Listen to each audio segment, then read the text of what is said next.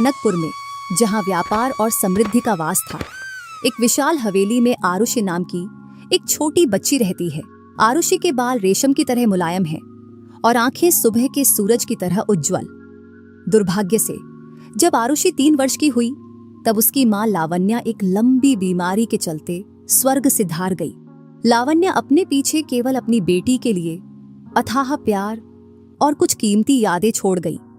आरुषि के पिता श्रीकांत, जो नगर के सबसे प्रतिष्ठित और धनी व्यापारियों में से थे। लावण्या, ये तुमने ठीक नहीं किया। क्यों हमें यहाँ अकेला छोड़ गई? अब किसके सहारे रहे हम? बस मुनिया ही हमारे साथ है अब इस दुनिया में। अपनी पत्नी के जाने के बाद गहरे शोक में डूब गए और ऐसे ही 2 वर्ष गुजर जाते हैं।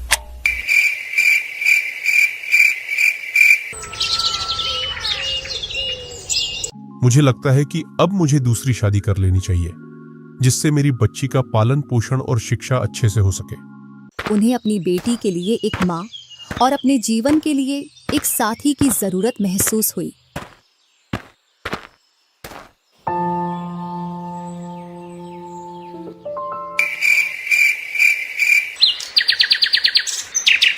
उन्होंने दमयंती नाम की एक महिला से विवाह कर लिया, जिसकी सुंदरता की चर्चा पूरे नगर में थी।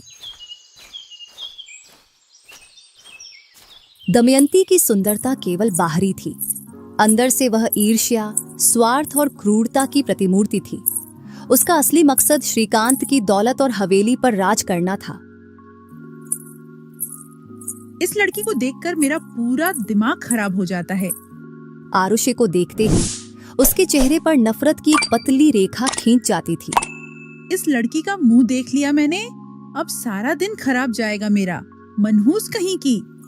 आरुषि अपनी असली माँ की छवि थी और दमयंती को यह बात एक आंख नहीं सुहाती थी। दमयंती अपनी 2 बेटियां भी साथ में लेकर आई थी। एक रूपा, जो बहुत मोटी और आलसी थी, और दूसरी सीमा, जो हमेशा मुंह फुलाए रहती और सिर्फ नए कपड़ों की जिद करती थी। माँ, कुछ खाने के लिए दे दो, बहुत जोरों की भूख लगी है। हट मनहूस कहीं की, पहले राजकुमारियों को खाने दे, उसके बाद खा लेना। और तूने सारे कपड़े साफ कर दिए? जी माँ, कर दिए। चली जा, सारे बर्तन साफ करा, इसके बाद खाना खाना। चल यहाँ से, पहले बर्तन साफ कर। आरुषि का बचपन तबाह हो गया। जिस हवेली में वह कभी राजकुमारी की तरह रहती थी, वह अब उसके लिए एक जेल खाना बन गई थी।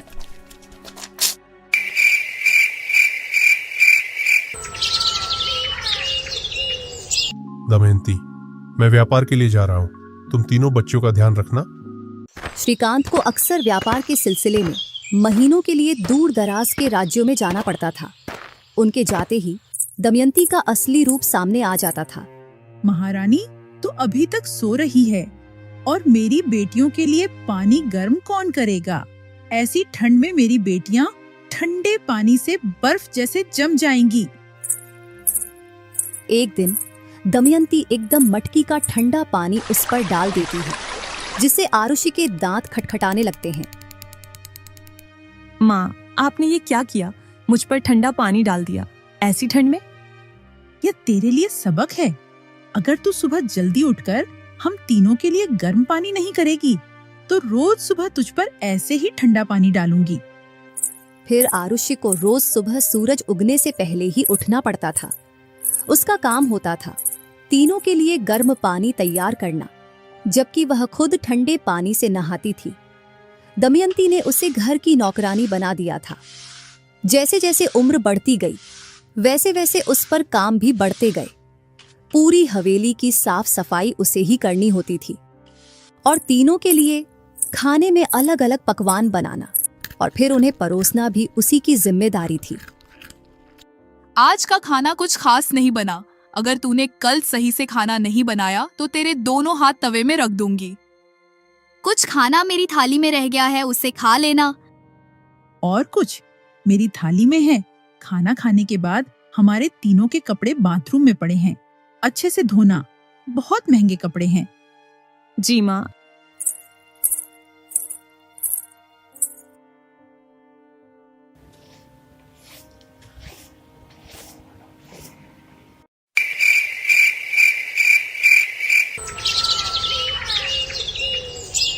देखो माँ, इसने मेरी ड्रेस को सही से साफ नहीं की।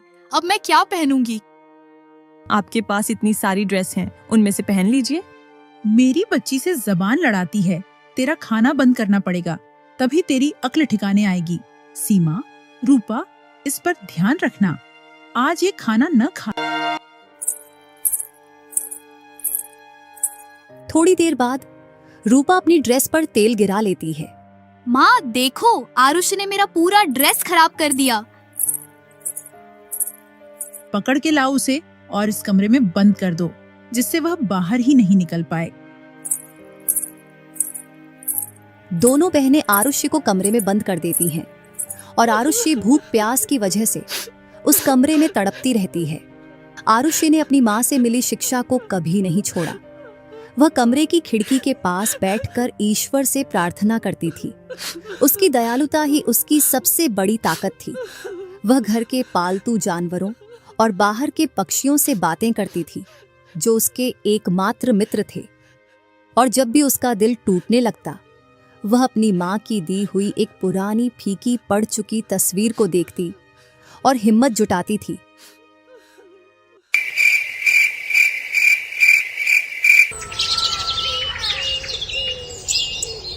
कुछ दिनों बाद ये किताब लेकर कहाँ जा रही है? पढ़ने के लिए विद्यालय। आज से तू विद्यालय नहीं जाएगी। घर में बहुत काम बढ़ गए हैं। अब तू मुझे घर के कामों में हाथ बटाएगी। आरुषि अपनी माँ का विरोध नहीं कर सकती थी, क्योंकि वह उसे कमरे में बंद करके खाना पानी नहीं देती थी। लेकिन उसने हार नहीं मानी। सारे काम से फुर्सत पाकर वह रोज रात में अपने कमरे में जाकर चोरी छिपे किताबें पढ़ती रहती थी। उसका दिमाग ज्ञान से भरता गया और उसका चरित्र और भी निर्मल होता गया। समय गुजरता गया। अब आरुषि 18 वर्ष की हो चुकी थी। शारीरिक परिश्रम और सादे भोजन के बावजूद उसका सौंदर्य अद्भुत था। उसका रंग गोरा और उसकी चाल में एक अद्भुत शालीनता थी। मेरी बेटियां अब विवाह के लायक हो गई है। अब अच्छे से तो राजकुमार मिल जाएं तो मैं इन दोनों का विवाह करके गंगा नहा जाऊंगी। इधर आरुषि की सुंदरता उसकी बेटियों की तुलना में कई गुना अधिक थी। सुन, अब से तू ये कपड़े नहीं पहनेगी। आज से तू यही पहनेगी। और अब आज से कहीं बाजार और बाहर नहीं जाएगी। घर से बाहर पैर मत रख देना। और हफ्ते में सिर्फ 2 बार नहाएगी। माँ, मैंने क्या किया जो आप मुझ पर इतनी पाबंदियां लगा रही हो? तेरी वजह से मेरी बेटियों का विवाह नहीं हो पा रहा है। जब तू अच्छे से नहीं रहेगी, तभी मेरी बेटियों का विवाह हो पाएगा। अगर तूने मेरी बात नहीं मानी, तो मुझसे बुरा कोई नहीं होगा तेरे लिए।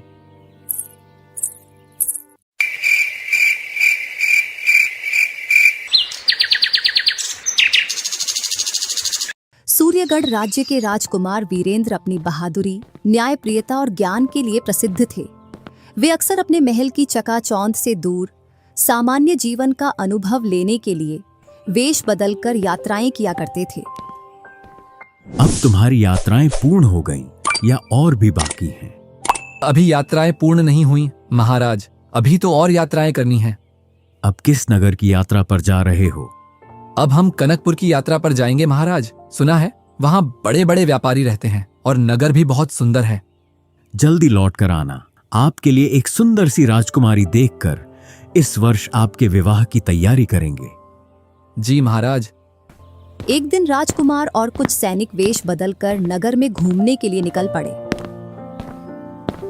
नगर में घूमते घूमते दोपहर हो जाती है और वीरेंद्र अपने सैनिकों को छोड़कर श्रीकांत वाली गली की ओर बढ़ जाते हैं। चलते चलते राजकुमार को भयंकर प्यास लगती है, जिससे वे व्याकुल हो उठते हैं। तभी उन्हें सामने श्रीकांत की हवेली दिखाई देती है, तो वे पानी के लिए हवेली का दरवाजा खटखटाने लगते हैं। पता नहीं कौन भरी दोपहर में दरवाजा खटखटा रहा है। दमयंती खिड़की से देखती है तो उसे एक सुंदर लड़का दिखाई देता है। शक्ल सूरत से तो राजकुमार लग रहा है, लेकिन इसकी वेशभूषा ऐसी जैसे कोई मजदूर हो। शक्ल से तो राज परिवार जैसा लग रहा है। अगर इसकी वेशभूषा अच्छी होती तो इसको पानी देने के लिए अपनी सीमा को भेजती। कपड़ों से तो मजदूर लग रहा है। उस आरुषि को भेजती हूँ, उसके मुंह पर कपड़ा बांधकर।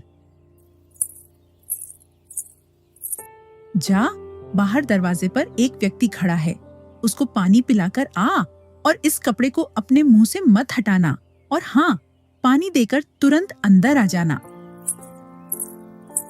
आरुषि दरवाजे पर पहुंची। उसने नजरें झुकाए हुए घड़ा राजकुमार की ओर बढ़ाया। राजकुमार वीरेंद्र ने पानी पीते हुए आरुषि को देखा और कपड़े फटे हुए थे, फिर भी उसकी आंखों में एक असाधारण चमक थी। राजकुमार ने मन ही मन सोचा, एक ऐसी पवित्रता और दुख का मिश्रण जिसे मैं नजरअंदाज नहीं कर पा रहा हूँ। इसके हाथ पैर कठोर परिश्रम से खुरदुरे हो चुके हैं, लेकिन इसके हाथों की मुद्रा में एक अद्भुत कोमलता दिख रही है। धन्यवाद आपका। फिर राजकुमार ने एक गहरी आवाज में कहा, क्या यह तुम्हारा घर है? आरुषि ने दमयंती के डर से कुछ नहीं कहा, उसने बस धीरे से सिर हिला दिया। तभी दमयंती तुरंत चिल्लाते हुए बाहर आई। कब की पानी पिला रही है और कुछ काम नहीं तुझे? इतना सारा काम पड़ा है घर में, वो कौन करेगा? और आरुषि रोते हुए घर के अंदर चली गई। अरे साहब, ये तो हमारे घर की नौकरानी है, इसको जब तक न बोले तब तक कोई काम नहीं करती। और कुछ मंगा दूं आपके लिए? नहीं, मुझे तो बस प्यास लगी थी, मुझे पानी मिल गया। अब मैं अपनी यात्रा में आगे बढ़ता हूँ। राजकुमार वहां से आगे। उस औरत की मुस्कान बनावटी थी, जरूर इस घर में कुछ गड़बड़ है, इसकी तो जानकारी लेनी पड़ेगी। राजकुमार वीरेंद्र वापस महल लौट गए, पर आरुषि का चेहरा और उसकी दुख भरी आंखें उनके मन से निकल ही नहीं रही थी।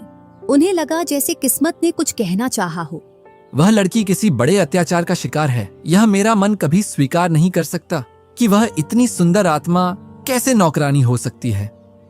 राजकुमार ने अपने सबसे भरोसेमंद मंत्री को बुलाया।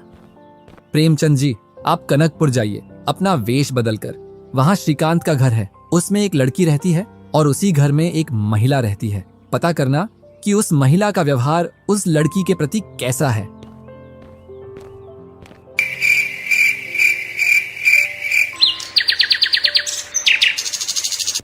दीवान प्रेमचंद ने वेश बदलकर पूरे एक सप्ताह तक हवेली के आसपास डेरा डाले रखा। उन्होंने पड़ोसियों से बात की, बाजार के लोगों से जानकारी ली और रात में चुपके से हवेली के पास रहकर आरुषि के दयनीय जीवन की झलक देखी। दीवान राजमहल में पहुंचकर सबसे पहले राजकुमार से मिले। आरुषि श्रीकांत की पहली पत्नी की लड़की है, न कि नौकरानी। दमयंती श्रीकांत की दूसरी पत्नी है और आरुषि की सौतेली माँ। आरुषि को हर पल शारीरिक और मानसिक रूप से प्रताड़ित किया जाता है। श्रीकांत अपनी बेटी की दुर्दशा से अपरिचित है, क्योंकि वह व्यापार के लिए लंबे समय तक घर से दूर रहता है, और जब वह घर आता है तो दमयंती उसे आरुषि के बारे में झूठी कहानियां सुनाती है। इतना सुनकर राजकुमार वीरेंद्र का दिल गुस्से और दया से भर गया।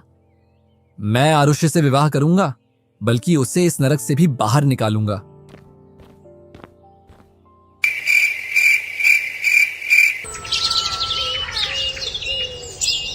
अगले ही दिन राजकुमार अपना काफिला लेकर कनकपुर की ओर चल देता है।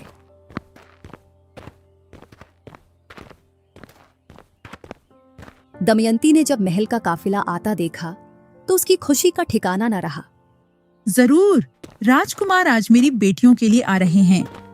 इधर सुन तू, राजकुमार आ रहे हैं मेरी बेटियों के लिए। अगर तू इस कमरे से बाहर निकली तो तेरा वो हाल करूंगी जो तूने कभी सपने में भी नहीं सोचा होगा। राजकुमार ने जैसे ही हवेली में प्रवेश किया, दमयंती ने अति उत्साह में दोनों बेटियों को आगे कर दिया। आइए राजकुमार, आपका स्वागत है। मेरी बेटियां रूपा और सीमा आपका कब से इंतजार कर रही हैं। राजकुमार ने दमयंती को नजरअंदाज किया और गंभीर स्वर में श्रीकांत से बोले, श्रीकांत जी, मैं आपके घर एक विवाह का प्रस्ताव लेकर आया हूँ। मैं आपकी पुत्री से विवाह करना चाहता हूँ। जी राजकुमार जी, जरूर। ये रही दोनों लड़कियां। आप किससे विवाह करना चाहते हैं? आप जिसका भी नाम लेंगे उसका विवाह आपके साथ कर देंगे। नहीं, इनमें वो लड़की नहीं है जिससे मैं विवाह करना चाहता हूँ। उस दिन जिस लड़की ने मुझे पानी पिलाया था उस लड़की से विवाह करना चाहता हूँ। श्रीकांत जी, मैं आरुषि से विवाह करना चाहता हूँ। यह सुनते ही हवेली में सन्नाटा छा गया। दमयंती के पैरों तले जमीन खिसक गई। रूपा और सीमा का मुंह खुला रह गया और श्रीकांत हैरान थे। दमयंती ने तुरंत माहौल संभालने की कोशिश की।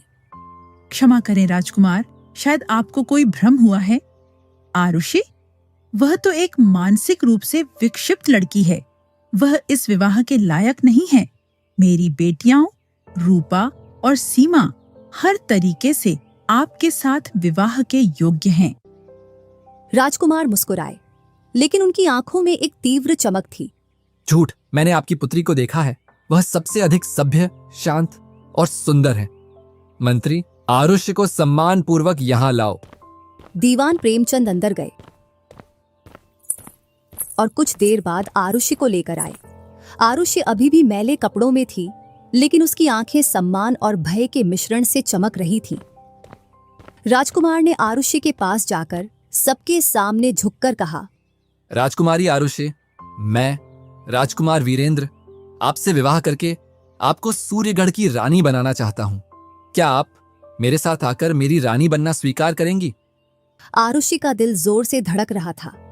उसने अपने आंसू पोंछे, दमयंती की ओर देखा और फिर राजकुमार की आंखों में अटूट विश्वास देखकर धीरे से सिर हिलाया। मैं ये प्रस्ताव स्वीकार करती हूँ राजकुमार। आरुषि ने पहली बार खुलकर बात की। दोनों का शाही विवाह संपन्न हुआ। विवाह के बाद रानी आरुषि ने अपने जीवन के अनुभवों से सबक सीखा। वह दयालु तो थी, लेकिन अब उसने न्यायप्रिय होना भी सीख लिया था। उन्होंने राजकुमार को अपने बचपन की पूरी कहानी सुनाई। राजकुमार ने न्याय करते हुए दमयंती और उसकी दोनों बेटियों को दंडित करने का फैसला किया। उन्हें जेल में डालने की बजाय उन्हें राजमहल लाया जाए। एक से राजमहल के लिए खाना बनवाया जाए और एक से पूरे राजमहल के कपड़े धुलवाए जाएं और दमयंती से पूरे राजमहल की साफ सफाई करवाई जाए। जो व्यक्ति अपने दुखों को अपनी ताकत बना लेता है, तो वह अपनी नियति को भी बदल देता है।